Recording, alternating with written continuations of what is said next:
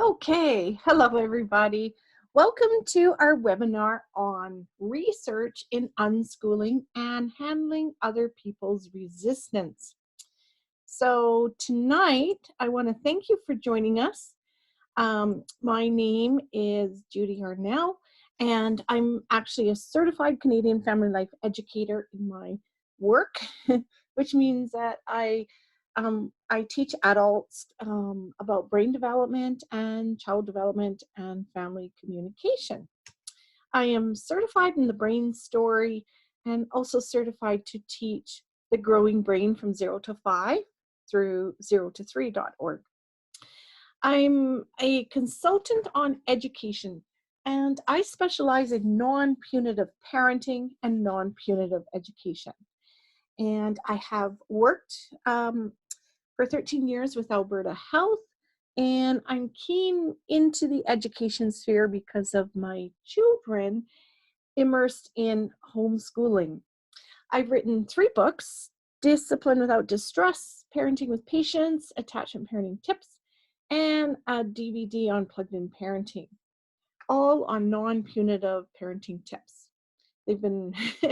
They've actually been translated into different languages, and I still teach in the Calgary region. My newest book, which isn't very new anymore, is from 2018, is Unschooling to University, because that is what I know. That is how I educated my children, or I should say how they educated themselves. So it's on its way to becoming a bestseller, which I'm very happy to say. And you can find it all over Canada and the US.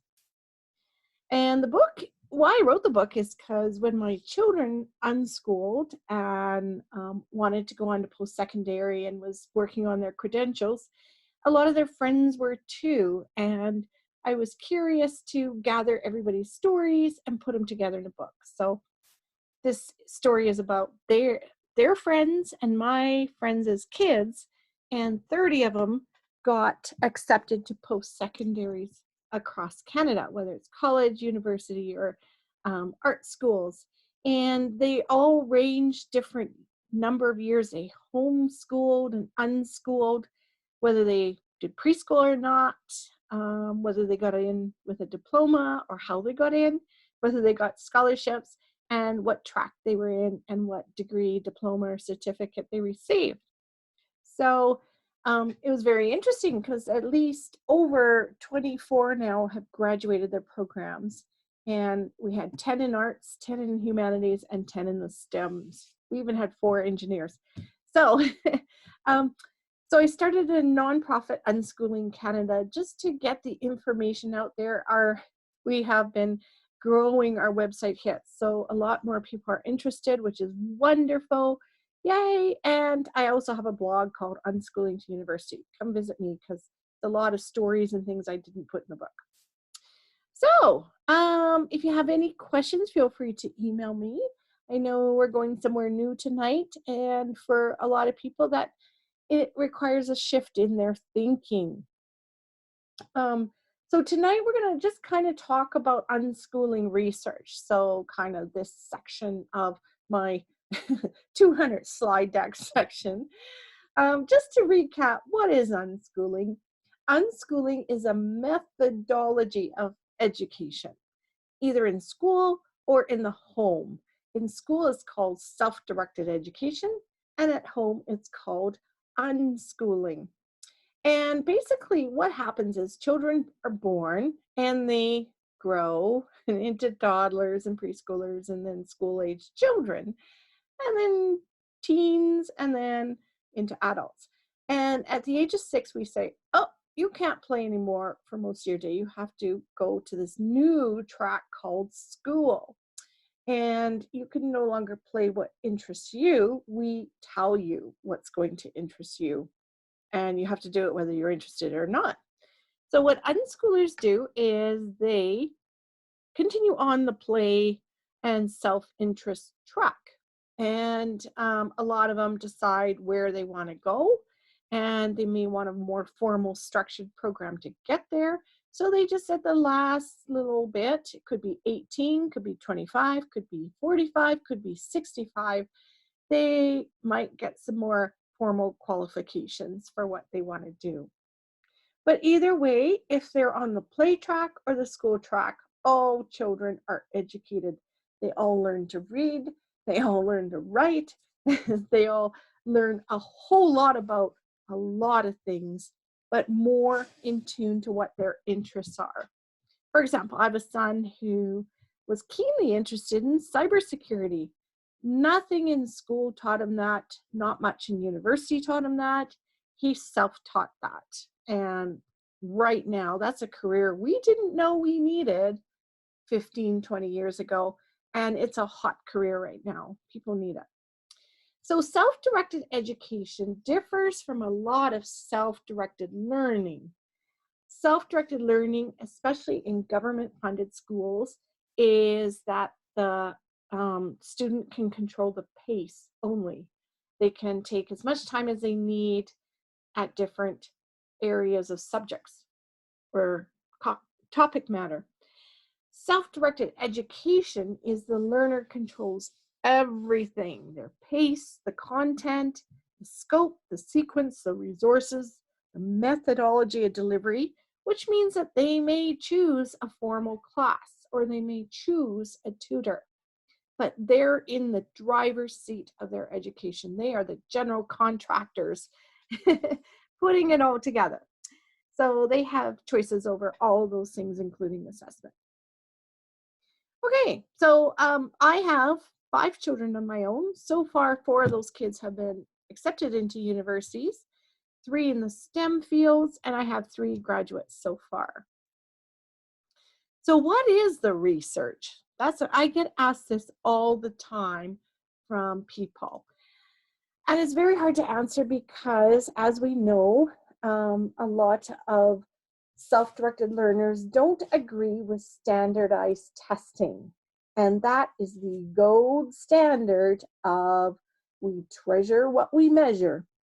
So until we can find a way to standardize test at a certain age, maybe at 25, when those brains finish growing, we can have a good picture of how much children learn in 25 years outside of schooling. So far, nobody has really taken that on for research. But I'll go through what we know now. We know we have 2 famous self-directed school types. The Sudbury Valley School was founded in 1968 in Framingham, Massachusetts, and is now over 30 years old. They have been a model for education of self-directed learning in schools, and they have many schools, and they have been very successful. Summerhill in the UK started in 1921. And A.S. Neal wrote the book Summerhill in the 70s. It became an absolute bestseller. And it kind of education swung the other way, where they thought it was just too permissive. So, but they're still open. They're still graduating incredible learners, and they're at least 93 years old. It's interesting because the government had tried to shut them down several times and couldn't find any reasoning to do so, because, as we all know, children learn. They do not need to know how to learn. They are born learners, and they continue. And worldwide, there's about 280 free schools worldwide. We call them free because they do not rely on government funding. And that's a key to not being able or forced to follow the school curriculums, usually the government dictated curriculums.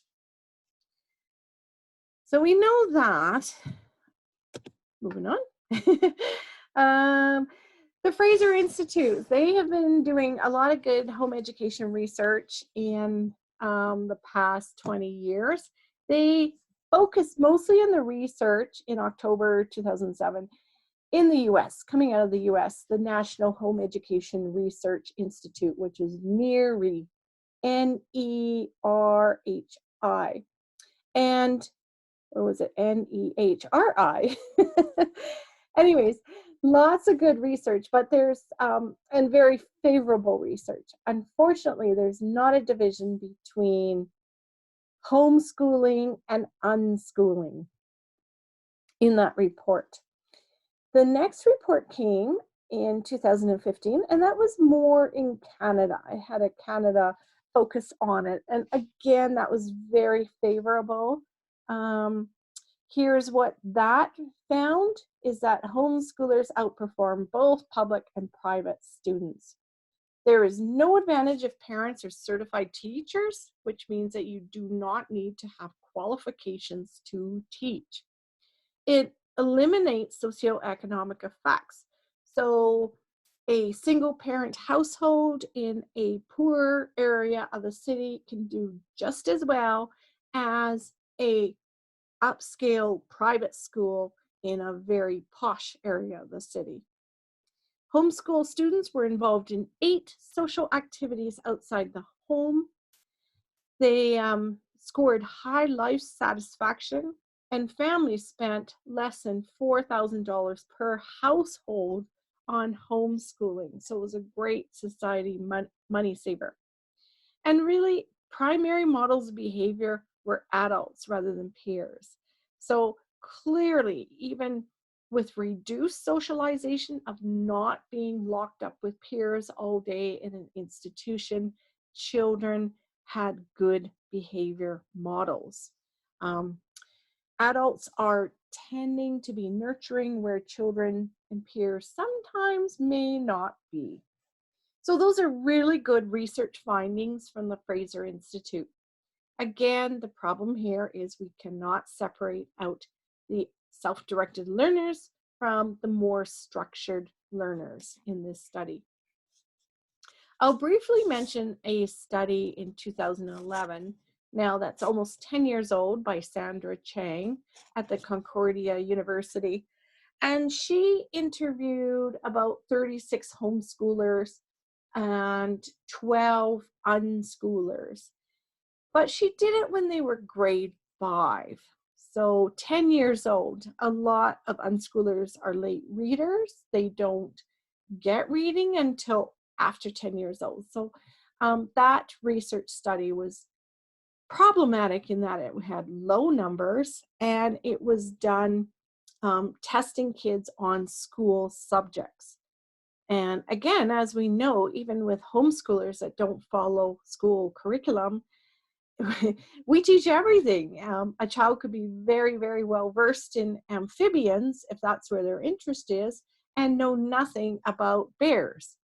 And if the test is on bears, then there's a problem. It's a test design problem and a content problem rather than a student learning problem.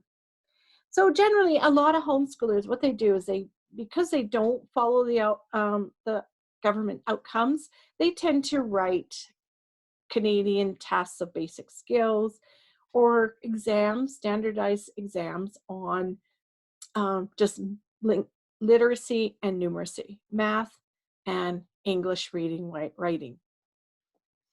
I myself even asked my unschoolers to write our provincial achievement tests in Alberta on those 2 subjects, on math and English. And actually, some of my kids did excellent level, which is the top 20%, but mostly they scored well within that acceptable level of over 50% and up to 80%. So clearly, not sitting down to formal bookwork did not hurt their literacy and numeracy skills. Okay, there's a lot of indirect evidence supporting unschooling. If you look at Howard Gardner's theory of multiple intelligences, he says that we are all intelligent in 8 areas, not just the 3 areas, linguistic, mathematical, and spatial, that schools tend to test for.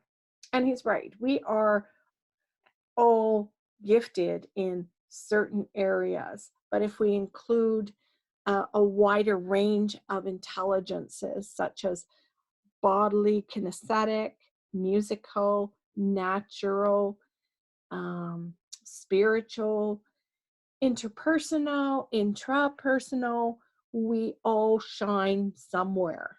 And we all have deficits somewhere, which is really interesting. Dr. Reginald Bibby, he's a absolute wonderful Canadian researcher on children, and he does a lot on teens, and he found one of his major findings is that Canada's teenagers love their parents.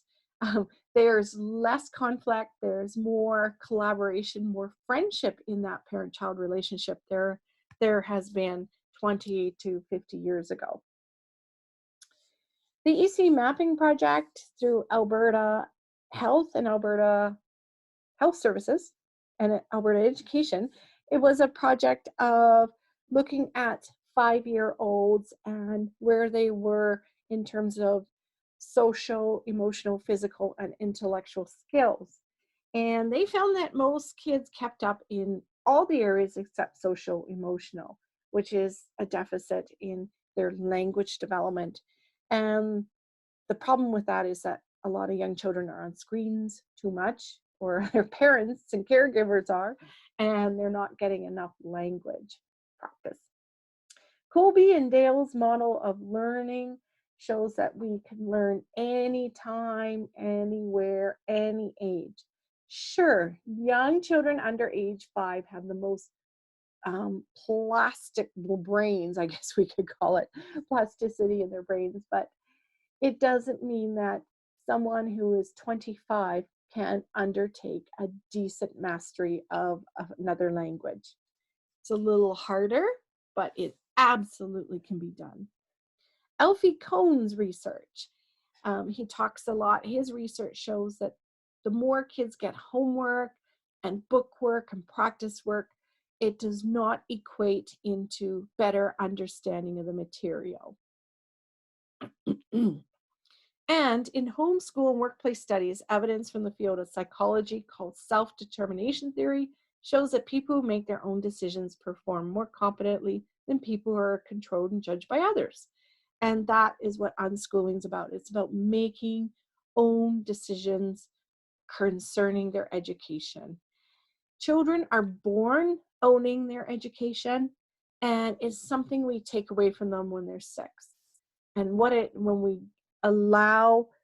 empower them to own their education from the very start, they will do it. They don't need to be taught. They will learn everything they need to know to become capable in society.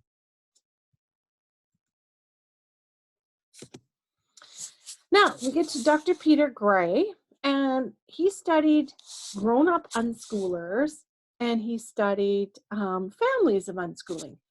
He looked at 75 grown unschooled children, and he did a survey too and asked them how much formal education they had before age 18, either in homeschooling or public schooling. And his findings were that the least structured education children had from ages 0 to 18, the more likely they would be to go on and succeed at post-secondary schools. And that includes homeschooling and school. So that was very interesting. And all these researchers, Dr. Peter Gray, Sir Ken Robinson, Pat Farenga, and Gordon Neufeld, all have lots of studies and references to how children need adults and they need play in their lives. So where are the unschoolers? This is Pat Farenga's statistic I found out when I met up with him. But you take the number of homeschooled kids, and probably about 10% of homeschoolers are unschoolers. So in Canada, there's probably 10,000 of us, and probably 30,000 in the US. And there's a lot more worldwide. I really like this comic. If we're to achieve a richer culture, we must weave one in which each diverse human gift will find a fitting place. Okay, I just want to cover a few things that our brains start developing as soon as we're born, connecting with each other, our neurons, and developing as we experience things, as we play, as we educate, as we just live and drink in life. And our brains grow in stages. Different parts are different sensitivities at different times. So as you can see, the brain has most connections by age 7, and then the brain prunes the ones that are used the most and becomes much more efficient. And that's what you see too, is most of that brain activity is from birth to age 6. And if we do not standardize test children, then the government does not have a significant stake in the education of children from 0 to 6. They should not have more stake in the education from 6 to 18 when those brains are learning, but not that explosive learning in the early years. Kids develop in 4 areas. And I'm just going to go quickly through this so you can see kind of what they learn at what time. This might be good for explaining the friends and family you have that might be resistant to this mode of education.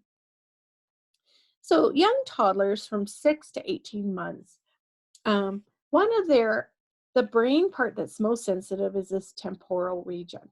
And we all know this because this is the age that temper tantrums start. This is the emotional center of the brain. And it's sensitive, but it's a good thing. They're starting to understand language.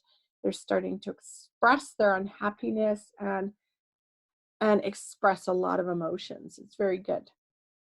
And then 18 months to 3 years, same thing, same temporal region. But they're very good feelers. They have an immense array of emotions. Preschoolers, more sensitive here is the parietal lobe in the back, so around here. And that's where they start learning and experiencing their world in 3 dimensions and with all 5 senses, through their mouths, their smell, their touch, their taste, their sight. And this is the development of the prefrontal cortex, which we call the self-control. We call it the brakes of the brain. As you can see, from 0 to 3, very little self-control. But age 3 to 6, whoa, what a huge leap right there. And that's why children don't start mandatory school till age 6, or in some countries, age 7, because they need a certain measure of self-control, focus, planning, and working memory to occupy in formal education. And what's interesting is you see another leap here from 13 to 25. These yellow bars are the most sensitive periods of development of the prefrontal cortex. So, like I said, preschoolers, they learn through their senses.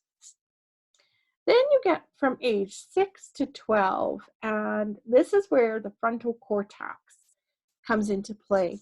This is most sensitive, where kids are open to understanding things in their environment. They have to be tangible, concrete, and they're starting to develop logical thinking. So concrete and tangible means they need to see it in order to learn about it. So if you look, a lot of government curriculum from grades 1 to 6 is very much based on things that children have in their lives. Horses, boats, buoyancy, rocks, things like that. Things they can see, feel, touch. But that doesn't mean kids don't no longer are experiential learners. They sure are. They don't put things in their mouths anymore, but they like to talk. Okay, so up until about age 13, this is why a lot of children can learn math concepts through play. They can learn all of these things through play. We used to shout out greatest common multiples when we were bouncing on the trampoline. For example, we'd go 1, 2, 3, bounce on our rear ends. 4, 5, 6, bounce on our rear ends. And the kids just naturally learn multiplication tables that way. They're very kinesthetic.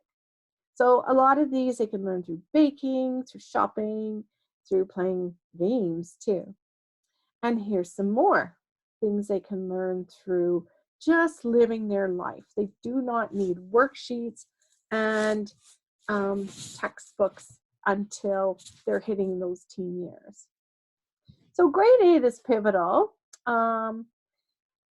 when you're looking at math, because a lot of unschoolers are worried about math. A lot of family members are worried about math. But to go from experiential math, you've got all of that basic background information, and then you're able to put it on paper when you're solving problems. Math, we do backwards. We teach kids how to provide the answers before they even have any math problems to solve. No wonder they can't figure out which operation to apply to which problem. So at their age 13, like I said, they're developing that prefrontal cortex and they're really starting to think abstractly. So these are abstract concepts that they can understand starting at age 13, but maybe 14, 15. And that's a good time for kids to really remember what they're learning in the teen years. Now, adults and teenagers still learn best through 5 senses. Absolutely. Not so much screen time, not so much online learning that only tickles 2 senses, but more doing. And as much as we can, especially in homeschooling and unschooling, we can do this experientially. And then 1925 to 25 years is that last part of the prefrontal cortex where learners are developing their reason, the critical thinking skills. And I love this cone of learning. It's kind of what I said. After 2 weeks, we tend to remember small amounts of what we read, hear, and see, but large amounts of what we're doing the real thing. So unschooling is not homeschooling. Although by law, unschooling is most easily undertaken at home and governed by home education regulations. It is not permissive. A parent or adult acts as an attentive mentor or facilitator that provides resources for the learner. Permissiveness is inattentive neglect, and that is not unschooling. It's not well researched yet. Most unschoolers detest the whole idea of standardized testing, knowing and believing, as many teachers do, that testing does not assess the full range of intelligences and capabilities and evaluation of the whole learner. Thus, the measurement of how unschoolers compare to schoolers is largely unstudied. So there you have it. Not much research because we don't like testing. But you've got to trust and you've got to believe unschooling is not uneducated. There are many unschoolers who are successful in post-secondary, in their jobs, if they go right to work, in their entrepreneurial pursuits, if they start businesses. Children who unschool learn as much or more as children in structured learning environments. But the beauty is they get to delve deeply into subject areas and they can go deep rather than wide. And the learning stick because they're intrinsically motivated. And all learning can take place outside the K-12 system. It really can.